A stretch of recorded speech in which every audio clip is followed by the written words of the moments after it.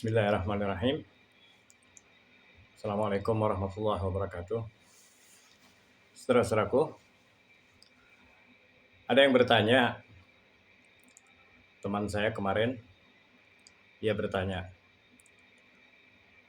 apakah kejadian yang ada sekarang di Palestina, peperangan antara Zionis Israel dengan Palestina dan sekarang berkembang dengan ikut bergabungnya Hizbullah dari arah Lebanon, Syria, dan bahkan Yaman. Ini ada hubungannya dengan ditemukannya 5 ekor sapi yang warnanya sempurna merah oleh Israel untuk mempercepat terjadinya kiamat. Jadi saudara-saudaraku, memang beberapa waktu yang lalu dikabarkan, dan saya juga membaca itu, telah ditemukan 5 ekor sapi Hafir yang berwarna merah sempurna, ditemukan di Texas, kemudian dibawa pakai pesawat khusus ke Israel dan disambut dengan perayaan. Konon sapi tersebut akan dikorbankan, kemudian akan dibakar, kemudian abunya akan direndam di air, kemudian air itu nanti akan menjadi sarana untuk mensucikan dosa-dosa mereka. Dan baru mereka akan membangun kuil yang ketiga, dan di situ nanti Mesias mereka, atau yang kita sebut dengan Dajjal, baru akan datang. Saudara-saudaraku, kita ini jangan mudah terpengaruh dengan apa-apa yang diyakini oleh orang di luar agama kita. Boleh jadi memang mereka berkeyakinan begitu, ada dalam kitabnya. Tapi kita ini kan memiliki Al-Quran. Dan juga ada banyak kitab-kitab hadis Nabi kita Muhammad SAW. Kita ikut itu aja. Dan Nabi SAW sudah berwasiat ya, sebelum beliau itu wafat, 6 bulan sebelumnya pada Hajatul Wada, beliau sudah menegaskan, taraktu amrain, aku tinggalkan sama kalian ini 2 perkara. Intamassaka lan tadillu abada. Kalau kalian berpegang teguh dengan kedua hal ini, kalian tidak akan tersesat selama-lamanya. Kitabullah wa sunnati. Kitab Allah dan sunnah Nabi SAW. Dan kita meyakini itu, bahwa kemenangan yang kita harapkan akan diraih oleh saudara-saudara kita yang sedang berjuang sekarang ini untuk membebaskan dirinya daripada kezaliman, daripada penjajahan, ini akan dimudahkan oleh Allah SWT. Bahwa itu berhubungan dengan apa yang mereka yakini dan lain sebagainya, biarkan saja. Karena mereka hanya mengikuti apa?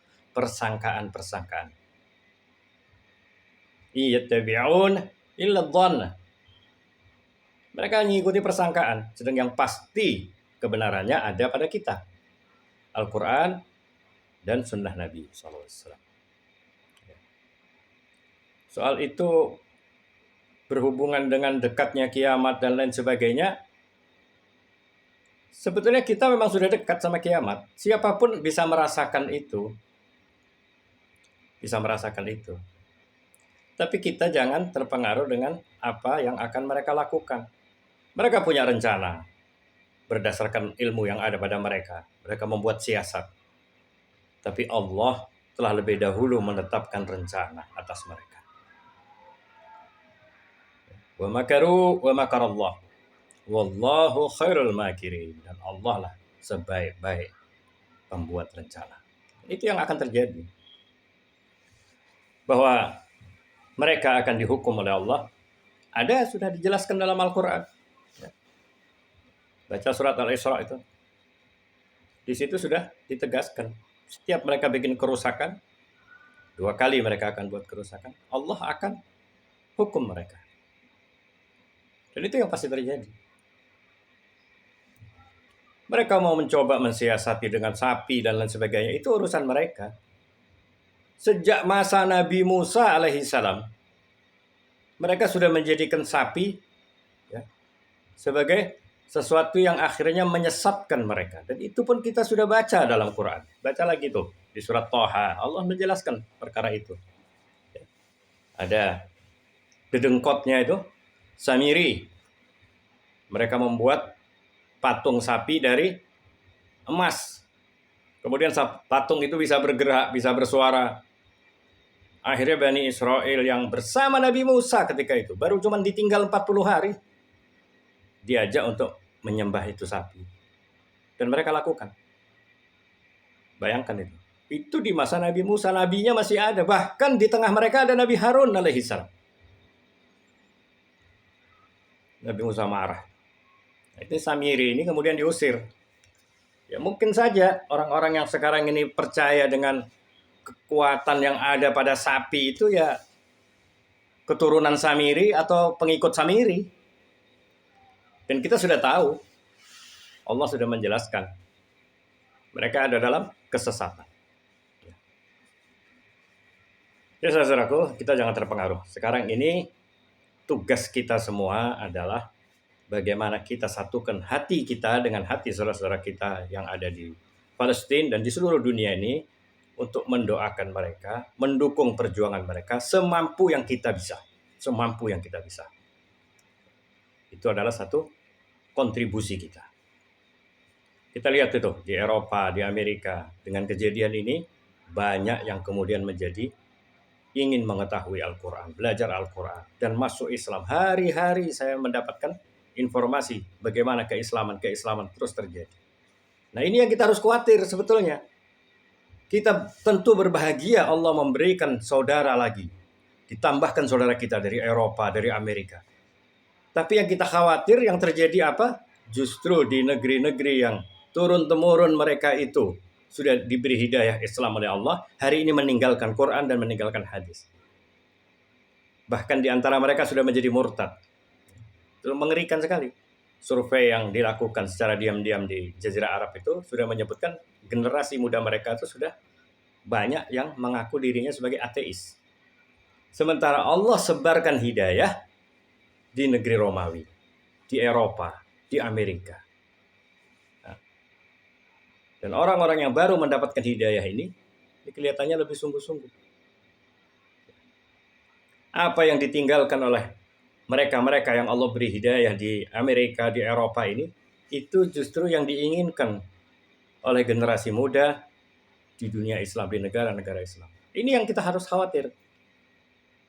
Hidayah itu milik Allah. Allah bisa berikan kepada siapa saja. Siapa saja yang Allah kehendaki.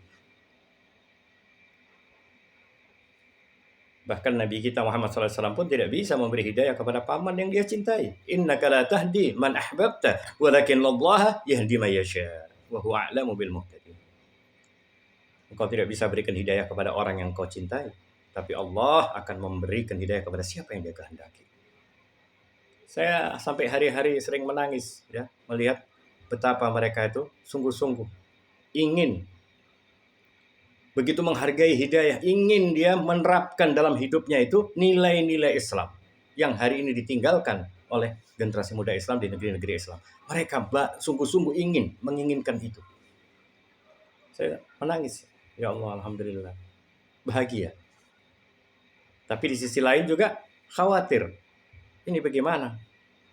Yang dari dulu sudah dikasih hidayah dari kakek moyangnya, sekarang meninggalkan nilai-nilai Islam dalam kehidupannya. Jadi saudaraku, ya, apa yang terjadi di Palestina ini ujian juga buat kita, di mana kita menempatkan diri. Apa yang kita lakukan untuk mendukung saudara-saudara kita yang sedang memperjuangkan kebenaran, memperjuangkan keadilan, memperjuangkan kebebasannya, dan memperjuangkan kemanusiaan. Di samping itu juga di sana negeri yang diberkahi oleh Allah, dan di situ ada Masjidil Aqsa yang merupakan tempat suci bagi kita umat Islam. Apa yang kita lakukan, itu urusan kita sekarang. Apa yang mereka lakukan, itu urusan mereka. Ya, kita suarakan dukungan kita kepada saudara-saudara kita yang ada di Palestina. Semoga Allah SWT mengekalkan hidayah pada diri kita dan keluarga kita.